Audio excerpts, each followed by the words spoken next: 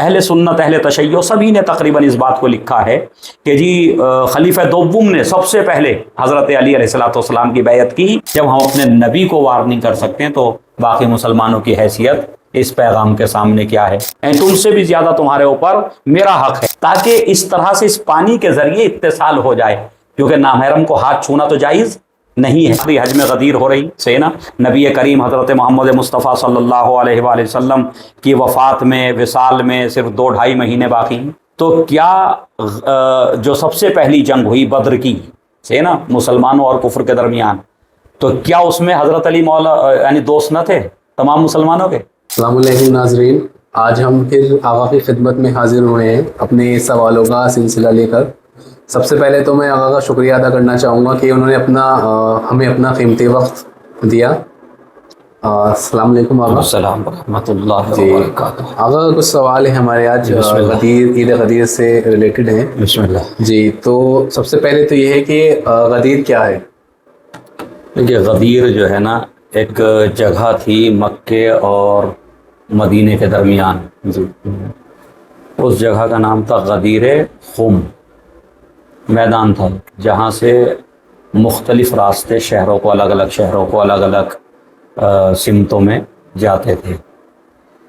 تو جب حضور پاک حضرت محمد مصطفیٰ صلی اللہ علیہ وآلہ وسلم اپنے آخری حج سے فراغت کے بعد، جیسا کہ آپ کو معلوم ہے کہ اس حج میں تمام علماء اہل تشیع اور علماء اہل تسنن یعنی فریقین کے علماء اس بات کے اوپر متفق ہیں کہ کیونکہ یہ آپ کا آخری حج تھا اور آپ نے پہلے سے اس کا اعلان کرا دیا تھا، لہذا جہاں جہاں بھی اسلام پہنچ چکا تھا ان تمام شہروں سے لوگ جو ہیں وہ اس آخری حج میں حضور پاک کے شامل ہوئے، جس کی وجہ سے نبی کریم حضرت محمد مصطفیٰ صلی اللہ علیہ وآلہ وسلم کی زندگی کا سب سے بڑا مجمع جو حاجیوں کی شکل میں اکٹھا ہوا آخری حج میں، جس کی تعداد تقریباً 1,24,000 یا 25,000 علماء نے لکھی. یعنی اتنے لوگ، اتنے مسلمان پورے اسلامی شہروں سے جمع ہوئے اور آپ کے ساتھ حج کے جو ہے ارکان کو بجا لائے، حج جیسی عظیم عبادت کو بجا لائے. جب واپسی ہونے لگی اور آپ اس میدان میں پہنچے جس کو غدیر خم کے نام سے یاد کیا جاتا ہے، تو یہاں پہنچتے تقریباً جیسا کہ علماء نے لکھا کہ ظہر کا وقت قریب آ رہا تھا، یعنی زوال کا وقت قریب آ رہا تھا. تو اس وقت جناب جبرائیل علیہ الصلوۃ والسلام حضور پاک حضرت محمد مصطفیٰ صلی اللہ علیہ وآلہ وسلم پر وحی لے کر کے نازل ہوئے، اللہ کا پیغام لے کر کے نازل ہوئے. اور وہ آیت یہ ہے جو سورہ مائدہ کی 67ویں آیت ہے، 67 آیت نمبر ہے، جس میں ارشاد ہوتا ہے یا ایھا الرسول بلغ ما انزل الیک من ربک وان لم تفعل فما بلغت رسالتہ واللہ یعصمک من الناس ان اللہ لا یہدی القوم الکافرین. یہ آیہ وافی ہدایت، اس کو ہم آیہ تبلیغ کہتے ہیں. اس کا نام ہے آیہ تبلیغ، یعنی اس میں حکم دیا گیا اللہ کی طرف سے اپنے نبی حضرت محمد مصطفیٰ صلی اللہ علیہ وآلہ وسلم کو کہ رسول اس پیغام کو پہنچا دیجئے جو آپ پر پہلے سے نازل کیا جا چکا، آپ کے رب کی طرف سے پہلے ہی آپ کے اوپر نازل کیا جا چکا. وَإِن لَمْ تَفْعَلْ، اور اگر آپ نے یہ کام نہ کیا یعنی یہ پیغام نہ پہنچایا، فَمَا بَلَّغْتَ رِسَالَتَهُ، تو ایسے جیسے آپ نے اس منصب رسالت کا، اس عہدے کا جو عہدہ ہم نے آپ کو دیا، جو ذمہ داری دی ہے، ایسا کہ جیسے آپ نے وہ کوئی کام کیا ہی نہیں، اس طرح سے ہوگا. لہذا واللہ یعصمک من الناس، اور اللہ جو ہے وہ لوگوں سے آپ کی حفاظت کرے گا.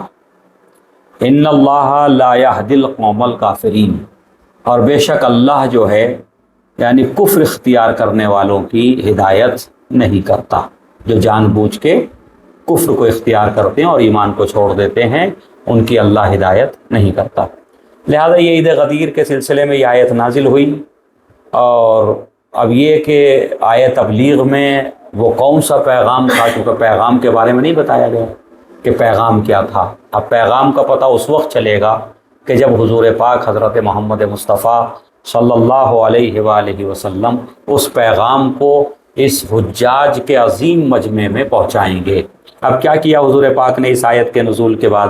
دیکھیے، اگر ہم پہلے گفتگو کر لیں اس آیت کی جو یعنی نزاکتیں ہیں، ایک تو یہ کہ بہت ہی عجیب تیور ہیں آیت کے، یا ایھا الرسول بلغ، اے ہمارے رسول، ہم نے آپ کو رسول بنا کر کے بھیجا، آپ اس پیغام کو پہنچا دیجئے۔ ما انزل الیک من ربک، جو اس سے پہلے یعنی رب کی طرف سے تمہارے اوپر نازل کیا جا چکا۔ اس کا مطلب یہ کہ یہ پیغام غدیر خم میں نازل نہیں ہوا، بلکہ غدیر سے پہلے حضور پاک حضرت محمد مصطفیٰ صلی اللہ علیہ وآلہ وسلم پر یہ پیغام نازل ہو چکا تھا، یہ وحی نازل ہو چکی تھی، لیکن انتظار تھا ایک بڑے مجمع کا، یوں کہیے کہ ہر جگہ سے مسلمان سمٹ کر کے ایک جگہ جمع ہو جائیں تو اس کے بعد ہم یہ پیغام پہنچائیں، تاکہ کل کو جو ہے کوئی یہ نہ کہہ سکے کہ ہمیں اس بات کا علم نہیں ہو سکا۔ لہٰذا اس کے بعد پھر ایک وارننگ کر رہا قرآن، اور وہ وارننگ کس کو کر رہا؟ یعنی جسے کہا جائے کہ ایک طرح سے دھمکی ہے ایک طرح کی، کہ حقیقت میں یہ حضور پاک کو وارننگ نہیں ہے، یہ ان کو ہے کہ جو لوگ جو ہے وہ نبی کریم کے حکم کو ماننے کے لیے تیار نہیں تھے، آمادہ نہیں تھے ذہنی طور پر، لیکن یہ کہ نبی کو ذریعہ بنایا کہ جب ہم اپنے نبی کو وارننگ کر سکتے ہیں تو باقی مسلمانوں کی حیثیت اس پیغام کے سامنے کیا ہے۔ وَإِن لَمْ تَفْعَلْ فَمَا بَلَّغْتَ رِسَالَتَهُ، کہ میرے حبیب آپ نے بڑی خدمات انجام دی ہیں، آپ نے دین پہنچانے میں جو ہے بڑی اذیتیں اٹھائی ہیں، ہمارے پیغامات پہنچانے میں بہت تکلیفیں برداشت کی ہیں، لیکن اگر یہ پیغام نہیں پہنچایا، ان لم تفعل، اگر یہ نہ کیا، صحیح نا، تو ایسے کہ جیسے تم نے رسالت کا کوئی کام انجام نہیں دیا۔ اس کا مطلب یہ ہے کہ رسول کے ذریعے پیغام دیا جا رہا ہے مسلمانوں کو، صحیح ہے، کہ اگر ہم نبی کو کسی یعنی نبی کے نبوت کو بھی کسی لائق نہیں سمجھتے اس پیغام کے بغیر، صحیح ہے، جبکہ اتنی زحمتیں نبی کریم نے اٹھائیں، صحیح ہے، اتنی پریشانیاں، اتنی مصیبتیں اٹھائیں، تو پھر اگر کوئی مسلمان اس کو تسلیم نہ کرے تو اس کے اسلام کی ہماری نظر میں کوئی قدر و قیمت نہیں ہے۔ واللہ یعصمک من الناس، یہ جملہ بھی جو ہے قرآن کی جو یہ آیت کا حصہ ہے، یہ بھی بہت اہم پیغام لیے ہوئے۔ واللہ یعصمک من الناس، اور اللہ جو ہے تمہیں لوگوں کے شر سے محفوظ رکھے گا۔ سوال یہ پیدا ہوتا ہے کہ حضور پاک حضرت محمد مصطفیٰ صلی اللہ علیہ وآلہ وسلم کے ساتھ جو آخری حج میں لوگ ہیں، وہ لوگ ہیں یا ان سب کا ایک عظیم یعنی ایک بہت ہی محترم لقب ہے صحابہ، صحیح ہے نا، صحابہ ہیں، صحیح ہے نا، تو لہٰذا صحابہ کرام کو ناس کے ذریعے تعبیر کیا جا رہا۔ اس کا مطلب یہ ہے کہ وہ صحابی نہیں ہو سکتا جس سے نبی کو خطرہ ہو، صحیح نا، جس سے اللہ کا حکم پہنچانے میں نبی کو خطرہ محسوس ہو۔ لہذا خطرہ تھا نا حضور پاک کو، کہ حضور پاک گھبرا رہے تھے اس حکم کو پہنچانے میں، کیونکہ اس صحابہ کے درمیان ایسے لوگ موجود تھے کہ جو کہیں نہ کہیں اللہ کے حکم کو تسلیم کرنا ان کے لیے آسان نہ تھا، بالخصوص اس حکم کو جو یہ حکم بھیجا گیا۔ اس لیے تعبیر کر رہا قرآن لوگ سے نا، صحابہ نہیں کہتا، مسلمان نہیں کہتا، اہل ایمان نہیں کہتا، کہتا کہ ہم لوگوں کے شر سے تمہیں محفوظ رکھیں گے۔ وَإِنَّ اللَّهَ لَا يَهْدِي الْقَوْمَ الْكَافِرِينَ، اور اللہ جو ہے وہ کافروں کی جو جان بوجھ کے کفر کو اختیار کریں، سب کچھ جانتے ہوئے پھر ایمان کو تسلیم نہ کریں، اللہ کے حکم کو نہ مانیں، تو ایسے لوگوں کی ہدایت اللہ نہیں کرتا۔ تو یہ آیت نازل ہوئی وہاں پر۔ اب پھر اس کے بعد حضور پاک نے جو ہے تمام مجمع کو اکٹھا کیا۔ اب 1 لاکھ کا مجمع، 1.25 لاکھ کا مجمع، تو لامحالہ اس کے بیٹھنے کے لیے بھی ایک بڑی جگہ چاہیے، اور ان کو بیٹھانے کے لیے بھی ٹائم چاہیے۔ جو پیچھے رہ گئے تھے، اب کیونکہ بڑا قافلہ تھا راستے پہ گزر رہا نا، تو اب آپ اندازہ کیجئے 1.25 لاکھ آدمی کتنی دور تک پھیلے ہوئے ہوں گے، صحیح نا، اونٹوں پہ اور گھوڑوں پہ، صحیح ہے، تو کتنی دور تک پھیلے ہوئے ہوں گے۔ اس لیے وہ روایات آئیں کہ جی سب کو جو رہ گئے تھے ان کا انتظار کیا، اور جو آگے نکل گئے تھے ان کو واپس بلایا کہ آپ واپس اس میدان میں آ جاؤ۔ جب سارا مجمع اکٹھا ہو گیا تو آپ نے جو ہے کہا کہ ممبر بناؤ۔ اب لوگ کہنے لگے جی ممبر کہاں سے بنائیں، یہاں ممبر کہاں سے لائیں؟ تو حضور پاک نے فرمایا کہ جو اونٹوں کے اوپر کجاوے، کیونکہ اونٹوں کی برہنہ پشت کے اوپر سواری بہت مشکل ہوتی تھی، کہ وہ اونٹوں کے جو ہے نا ہڈی، اونٹ کی جو پشت دیکھی ہوگی آپ نے، ہڈیاں نکلی ہوئی ہوتی ہیں، تو اس سے چلنے میں جو ہے انسان کے جسم میں درد پیدا ہوتا، تو اس لیے اس کے اوپر ایک کجاوا رکھا جاتا تھا، ایک گدیاں رکھی جاتی تھیں، تو ان کجاووں سے جو ہے وہ حضور پاک نے کہا کجاوے اکٹھے کرو، اونٹوں کے اوپر سے اتارو اور ایک ممبر بناؤ، صحیح نا۔ جب وہ ممبر بن گیا تو آپ اس ممبر پہ تشریف لے گئے، اور لے جانے کے بعد ایک عظیم خطبہ دیا، ایک عظیم خطبہ دیا۔ اس خطبے میں اپنی تمام زحمتوں کا، تمام پیغامات کا، کہ کیا میں نے آپ کو زکوٰۃ کا حکم نہیں پہنچایا، نماز کا حکم نہیں پہنچایا، کیا میں نے تمہیں جو اللہ نے میرے اوپر نازل کیا، کیا میں نے وہ احکام نہیں پہنچائے، سب سے اقرار لیا۔ اس کے بعد آپ نے فرمایا کہ اللہ مولائی، کہ اللہ میرا مولا ہے، وَأَنَا مولا المؤمنین، اور میں مومنین کا مولا ہوں، صحیح ہے نا۔ اور یہ بھی ایک سوال اس میں خطبے میں موجود ہے، الست اولا من انفسکم، کیا میں تمہارے نفسوں سے تمہارے اوپر زیادہ حق تصرف نہیں رکھتا؟ یعنی ایک تو یہ کہ خود انسان کا اپنے اوپر حق تصرف ہوتا کہ اپنے آپ کو جیسے چاہے وہ استعمال کرے، لیکن حضور سوال کر رہے ہیں کہ کیا الست اولا بکم من انفسکم، کیا میں تمہارے نفسوں سے زیادہ تمہارے اوپر حق تصرف نہیں رکھتا؟ یعنی تم سے بھی زیادہ تمہارے اوپر میرا حق ہے۔ تو سب نے تسلیم کیا، بلا یا رسول اللہ، کہ ہاں اللہ کے رسول ایسا ہی ہے، آپ ہماری جان، ہمارے مال، ہمارے نفس پر سب سے زیادہ حق تصرف رکھتے ہیں، صحیح ہے۔ اس کے بعد آپ نے فرمایا اللہ مولائی، اللہ میرا مولا ہے، وانا مولا المومنین، اور میں مومنین کا مولا ہوں۔ اس کے بعد آپ نے حضرت علی علیہ الصلوۃ والسلام کا ہاتھ اٹھایا، بلند کیا، اور فرمایا من کنت مولا ہو فہذا علی مولا، کہ جس کا میں مولا ہوں اس کا یہ علی مولا ہے۔ اب آپ اندازہ کیجئے، وہ جو اہل سنت حضرات کہتے ہیں کہ جی مولا کے معنی کیا ہیں، دوست کے ہیں یا حاکم کے ہیں، تو سوال یہ پیدا ہوتا حضور پاک جو فرما رہے اللہ مولائی، تو وہ کس معنی میں ہے کہ اللہ میرا مولا ہے؟ کیا مطلب ہے؟ یعنی میرا دوست ہے؟ تو دوست تو ہر مسلمان کا ہے اللہ، دوستی کے معنی لیے جائیں تو ہر مسلمان کا دوست ہے، لیکن خصوصی طور پہ یہ کہنا کہ اللہ مولائی، اللہ میرا مولا، یعنی میرا سرپرست ہے، اللہ میرا حاکم ہے، صحیح ہے نا، یعنی میں اللہ کی حکومت میں ہوں، جو وہ مجھے حکم دیتا اس پہ عمل کرتا ہوں، اور میں مومنین کا حاکم ہوں، اللہ کی طرف سے اللہ نے مجھے اہل ایمان کے اوپر حاکم قرار دیا، سرپرست بنایا ہے، مولا بنایا، اور جس کا میں حاکم ہوں، من کنت مولا ہو، ابھی اس کے بعد فرمایا من کنت مولا ہو فہذا علی مولا، اور جس کا میں حاکم ہوں، میں سرپرست ہوں، بس اس کے علی حاکم اور سرپرست ہیں۔ تو مولا کے معنی اگر دوستی کے ہیں تو ایک سوال تو پیدا ہوتا کہ کیا حضرت علی علیہ الصلوۃ والسلام، یہ تو آخری حج کی بات ہے نا، آخری حج میں غدیر ہو رہی، صحیح نا، نبی کریم حضرت محمد مصطفیٰ صلی اللہ علیہ وآلہ وسلم کی وفات میں، وصال میں صرف 2-2.5 مہینے باقی ہیں، صحیح نا، اس کے بعد آپ کا وصال ہو گیا، آپ کی وفات واقع ہو گئی۔ تو کیا جو سب سے پہلی جنگ ہوئی بدر کی، صحیح نا، مسلمانوں اور کفر کے درمیان، تو کیا اس میں حضرت علی مولا یعنی دوست نہ تھے تمام مسلمانوں کے؟ دوست تھے یا نہیں تھے؟ جنگ احد میں دوست تھے یا نہیں تھے؟ جنگ خیبر کو کس نے فتح کی؟ حضرت علی نے۔ مرحب کو، انتر کو، ان سب کو کس نے قتل کیا؟ حضرت علی نے۔ جو ہے وہ قلعہ قموس کا دروازہ جسے باب خیبر کہتے ہیں، وہ کس نے اکھاڑا؟ حضرت علی علیہ الصلوۃ والسلام نے۔ تو کیا حضرت علی جو ہے خیبر میں دوست نہ تھے مسلمانوں کے؟ تھے نا، نبی کے بھی دوست تھے، مسلمانوں کے بھی دوست تھے، اللہ کے بھی دوست تھے۔ تو اب یہاں دوستی کا اعلان کرنے کے لیے ان حجاج کرام کو جو اتنی عظیم عبادت سے واپس آ رہے ہیں، صحیح ہے، تھکے ہوئے ہیں، سمجھنا پریشان حال ہیں، ایسی جگہ لا کر کے روک دیا گیا جہاں دور دور تک سایہ نہیں تھا، پانی کا نام و نشان نہیں تھا، صحیح ہے نا، کوئی درخت نہیں تھے، کوئی باغات نہیں تھے، وہاں دھوپ میں لا کر کے ظہر کے وقت روک دیا گیا، اور اب اسی بات کا اعلان ہو رہا ہے جو سب کو پہلے سے پتا تھا، صحیح ہے نا، کہ جی یہ ہمارے علی دوست ہیں۔ تو کیا احد میں سب کو پتا دوست ہیں؟ صحیح ہے نا، بدر میں پتا دوست ہیں، جتنے مسلمان ہیں جو ایمان لا چکے، کلمہ پڑھ چکے، وہ یقیناً ایک دوسرے کے دوست ہیں، صحیح ہے، کون کس کا دشمن ہے؟ تو اس کا مطلب یہ اعلان دوستی کا اعلان نہیں ہے، بلکہ حضور پاک یہ بیان فرمانا چاہتے ہیں کہ جس طرح سے ابھی تک میں تمہارے اوپر حاکم تھا اور تم میری اطاعت کرتے تھے، میرے حکم کو مانتے تھے، میرے حکم کے مطابق عمل کرتے تھے، اب کیونکہ میرے پاس زیادہ وقت موجود نہیں ہے. صحیح ہے نا. اب میں اللہ کی دعوت پہ اللہ کی آواز پہ لبیک کہنے والا ہوں اور اس دنیا سے تمہارے درمیان سے جانے والا ہوں. اور واقعاً 2-2.5 مہینے کے بعد آپ کی وفات ہو گئی. صحیح نا.